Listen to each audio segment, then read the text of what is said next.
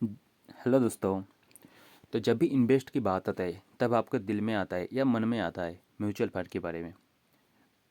तो कौन सा फंड अच्छा है, कौन सा फंड आगे जाके अच्छा रिटर्न आपको दे सकता है।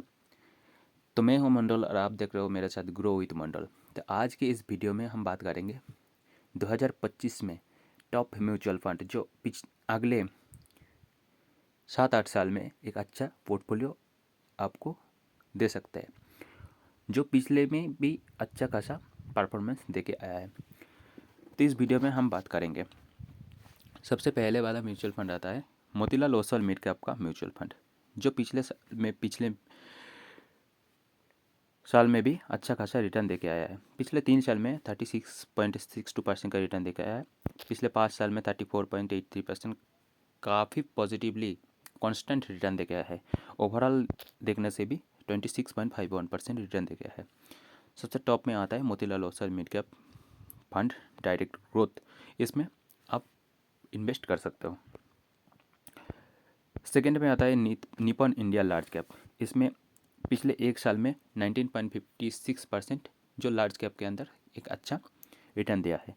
पिछले 3 साल में 21.44% रिटर्न दिया है, जो कि अच्छा बेहतरीन रिटर्न दिया है। कांस्टेंट रिटर्न देके आता है लार्ज कैप।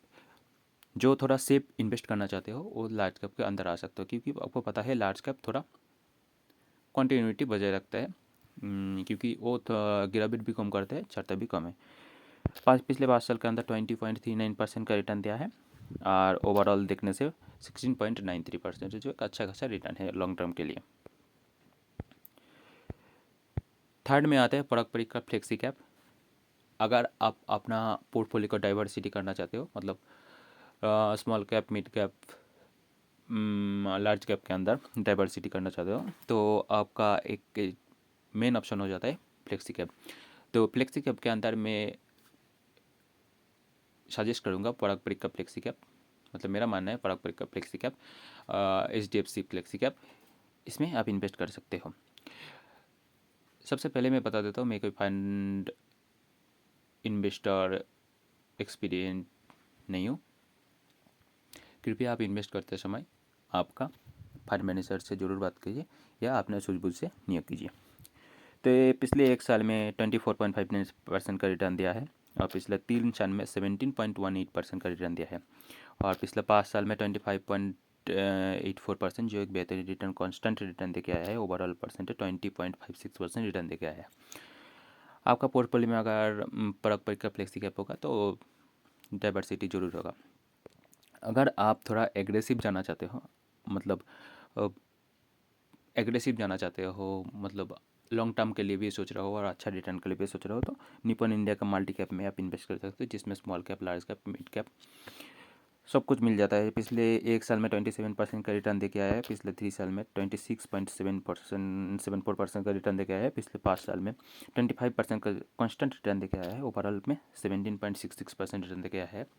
क्योंकि 2013 के टाइम में, इस टाइम 2020 के टाइम में, इस टाइम थोड़ा गिरावट आया था, इसलिए ओवरऑल परसेंट में थोड़ा गिरावट आया है। लेकिन 5 साल में देखो तो 25.18% का रिटर्न देके आया है। अगर आप स्मॉल कैप के अंदर जाना चाहते हो तो मैं सजेस्ट करूँगा आप SBI स्मॉल कैप में जा सकते हो। SBI स्मॉल कैप जो पिछले 1 साल में 26.38% का रिटर्न देके आया है। पिछले 3 साल में 20.49% का रिटर्न देके आया है। पिछले 5 साल में 28.62% का रिटर्न दिया है, और ओवरऑल 25.88% रिटर्न देके आया है, जो एक आपका पोर्टफोलियो में एक अच्छा आपका टारगेट तक पहुँचने में ज़रूर मदद करेगा। सेकेंड में आता है टाटा स्मॉल कैप। अब टाटा स्मॉल कैप में अंदर जा सकते हो या एक्सिस स्मॉल कैप के अंदर, दोनों ही बराबर है।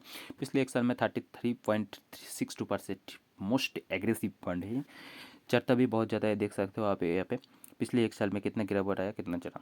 जब चढ़ जाता है डायरेक्ट चढ़ जाता है, जब गिरावट आता है तो गिरावट आता है। 3 साल में देखते हैं 26.21% का रिटर्न दिया।